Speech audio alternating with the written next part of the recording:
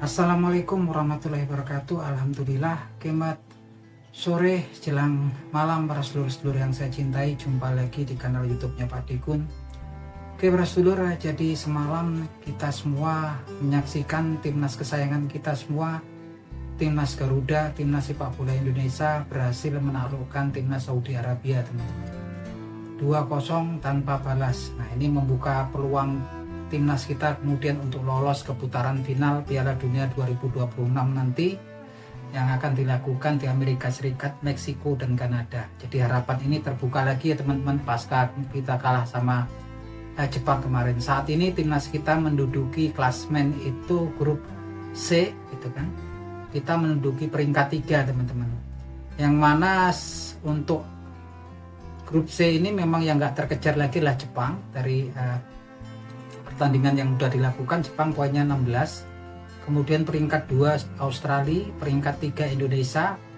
Nah, peringkat 2 Australia itu poinnya 7, kemudian peringkat 3 Indonesia poinnya 6, ke bawah Saudi Arabia poinnya sama 6, kemudian Bahrain juga peringkat 5-nya ya, poinnya juga sama 6, dan di dasar klasmen China poinnya juga 6. Artinya ini antara Australia, Indonesia, Arab Saudi, Bahrain, dan Cina peluangnya masih semua terbuka untuk kemudian melaju di putaran final Piala Dunia 2026 nanti ya teman-teman. Karena seperti yang kita tahu, yang akan melaju langsung adalah peringkat 1 dan peringkat 2 ya dari tiap grup. Nah teman-teman, sebetulnya saya gembira banget, tapi memang kemudian ada juga yang bikin saya agak juga khawatir, karena memang di pertandingan semalam, kira-kira di menit ke 89 sama 90 itu kan sepertinya ada kemudian rentetan kartu kuning ya, yang sebetulnya sangat mengkhawatirkan kita, antara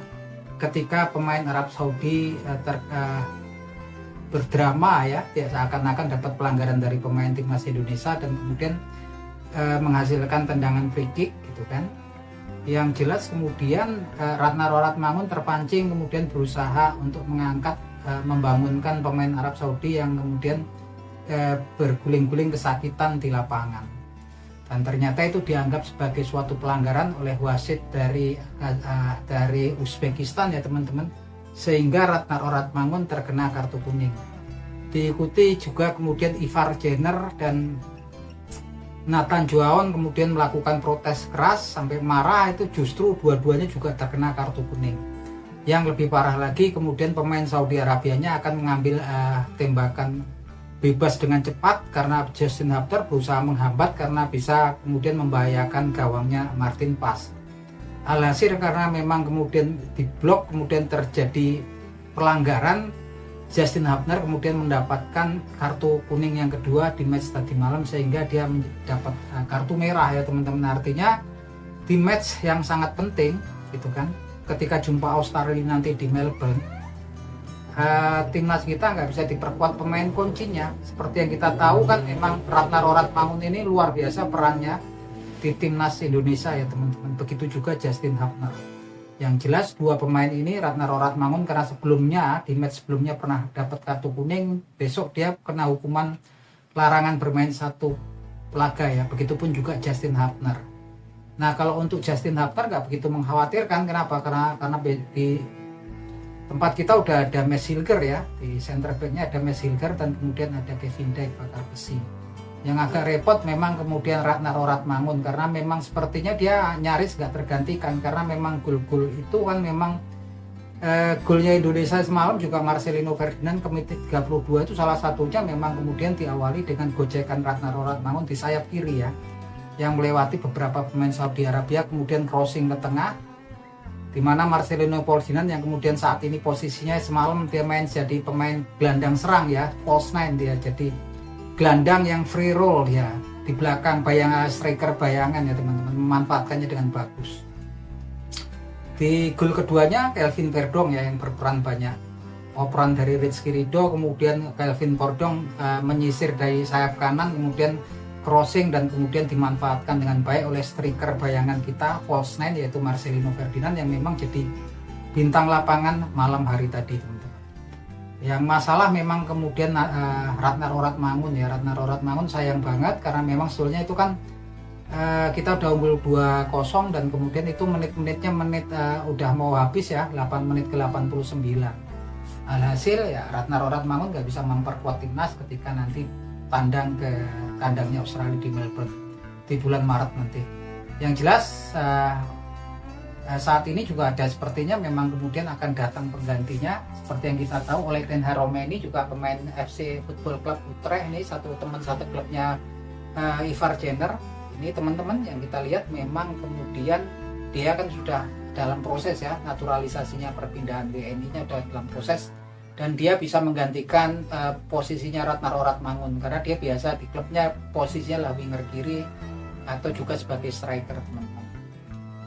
Yang jelas memang saat ini memang posisinya berapa pertandingan nanti kritis, artinya kalau jumpa Australia nanti ada partai match ya keras, banyak pelanggaran, ini repot. Ivar Jenner udah kena 1 kartu kuning yang sebetulnya agak begitu perlu ya gitu kan, dan kemudian Nathan Joaon juga dapat kartu kuning gitu kan. Kalau besok sama match sama Australia dapat kuning lagi, akan terkena akumulasi lagi. Nah ini karena setelah Australia kita akan jumpa China dan jumpa Bahrain ya, jumpa Bahrain dan jumpa China, dan ini memang sangat penting sekali ya, karena memang poinnya sama ini antara Indonesia, Saudi Arabia, Bahrain dan China. Sebenarnya kuncinya sih Indonesia bisa ngalahkan Bahrain sama Cina udah aman gitu kan. Taruh kata kita kalah lah sama Australia sama Jepang gitu kan. Tapi kalau bisa menang sama Australia, justru kemudian kita kemungkinan besar bisa lolos langsung ke putaran final Piala Dunia gitu kan. Nggak menutup kemungkinan, karena yang lolos nih kan peringkat 1, peringkat 2 lolos langsung gitu. Karena kalau lewat playoff itu juga kumpulin lagi nanti kan, memang kemudian dari tiap grup 2-2, nanti kemudian dibrengin lagi yang lolos langsung 2 lalu playoff. Kemudian yang 2 lagi nanti akan dibrengin sama Yuna di luar Asia. Yang jelas Yunanya sudah dipastiin, yaitu Yuna Amerika Selatan. Nah kan kacau lagi ketemu Yuna Amerika Selatan gitu kan. Walaupun mereka nanti peringkat 7 atau 8 ya, bisa aja Kolombia atau kemudian Chile ataupun Ekuador ya, berat semua ya kalau Amerika Selatan, atau Paraguay segala macam ini ya pahit gitu kan. Yang paling aman memang kalau bisa lolos langsung, dan kuncinya ketika kemudian kita bisa memukul Australia di kandangnya Australia, walaupun saya pikir juga berat gitu kan, tapi nggak menutup kemungkinan. Saya pikir kalau lihat kualitas permainan kita saat ini udah depan tuh mulai tajam ya. Marcelino Ferdinand kayaknya sekarang udah bagus ya semenjak join Oxford United kemarin di Liga Championship. Mungkin di sana juga udah berlatih terus kan, kalau sekalipun menit bermainnya belum cukup gitu kan. Yang jelas memang formasinya juga ada perubahan. Kalau biasanya 3-4-3, ini kemudian STY ganti formasi ya, 3-5-2. Nah di sini semalam Marcelino Ferdinand dia tarik agak ke belakang jadi attacking midfielder atau juga free roll ya, dia perannya bebas dan dia striker bayangan atau false nine. Yang jelas di belakang 2 striker kita yaitu Ratna Roratmangun dan Rafael Struijk. Ini Ratnar ini bagus banget ya, bisa kadang-kadang melebar ya, jadi kayak winger ya teman-teman. Ini bagus memang, luar biasa. Dan kita semua berharap timnas kita masih ada jeda waktu ya, ini sekitar 3 bulan, bulan Maret kita nanti akan main lagi. Sepertinya kita berharap jangan sampai blunder PSSI ini, kemudian oleh Ten Hag Romeni kalau bisa kemudian cepat kemudian dinaturalisasinya, dan kemudian harapannya sih saya juga pemain tengah Jairo Ridwall ya, yang memang berpengalaman di Liga Inggris di Crystal Palace, jadi defensive midfielder saat ini memperkuat Royal Antwerp, klub di Liga Super Belgia ya teman-teman. Karena kalau lihat permainannya sekarang, kita lihat permainan Bahrain ketika jumpa sama Australia semalam gitu kan, ini permainannya itu mirip tipe-tipe permainan klub-klub di Inggris ya, kayak total football yang main pressing, jadi susah itu ya. Indonesia kayaknya mau build up dari bawah itu, kalau pemain belakangnya keder ya udah pasti long ball kan, terpaksa gitu kan, sehingga susah untuk kemudian build up, membangun serangan dari belakang, dari bawah susah gitu. Nah kita butuh pemain-pemain yang memang sudah terbiasa dengan pola seperti itu. Saya yang tentunya ini kalau ngambil Jairo Ridwall kemudian dinaturalisasi pas, karena dia memang lama bergabung dengan Crystal Palace ya, dia posisinya posisi tengah, dan di tengah kan memang kita kan rawan ya, karena apalagi kalau kita lihat Nathan Joaon dan Ivar Jenner kena kartu kuning lagi ya semalam. Artinya kalau besok jumpa Australia kuning lagi ya akumulasi kartu kuning, pemain tengahnya repot kan, penambalnya gitu kan. Sedangkan pasca Australia kita jumpa Bahrain dan kemudian jumpa lagi sama China dan Jepang gitu teman-teman. Ini memang laga-laga yang sangat penting dan nggak menutup kemungkinan kita semua berharap timnas kita kemudian bisa lolos. Harapannya sih kalau bisa lolos langsung ya, kalau saya semuanya pasti harapannya lolos langsung. Kalau lewat playoff tuh repot, bahkan kalau playoff terakhir lawan zona di luar Asia, wah zonanya karena udah jelas tuh lawan zona Asia itu lawannya zona Amerika Selatan. Amerika Selatan itu urutan 7 atau 8 tempat mereka itu kadang-kadang ya masih pahit ya, seperti Peru, seperti Bolivia ataupun Ekuador, Paraguay, artinya kayaknya susah masih gitu kan. Yang paling aman kemudian ya bisa lolos langsung gitu kan kalau bisa ya, harapan kita semua. Tapi nggak menutup kemungkinan karena besok kan pastinya dalam 3 bulan ini banyak mungkin perubahan yang akan terjadi dan kita berharap kemudian ada darah segar baru yang masuk yang memang kemudian untuk lini tengah dan lini depan ya. Lini depan udah jelas sekali kemarin kita bisa lihat Coletin Haromeni kemudian udah salaman sama Bapak Erick Thohir, juga di situ ikut Jairo si Mauro Hilstra ya, striker dari Under 21-nya Volendam FC di Liga Belanda.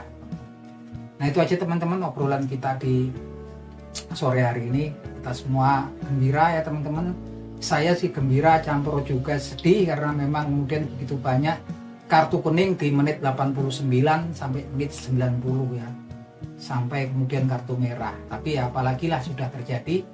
Harapannya tetap yang terbaik untuk timnas sepak bola Indonesia. Oke, salam sepak bola.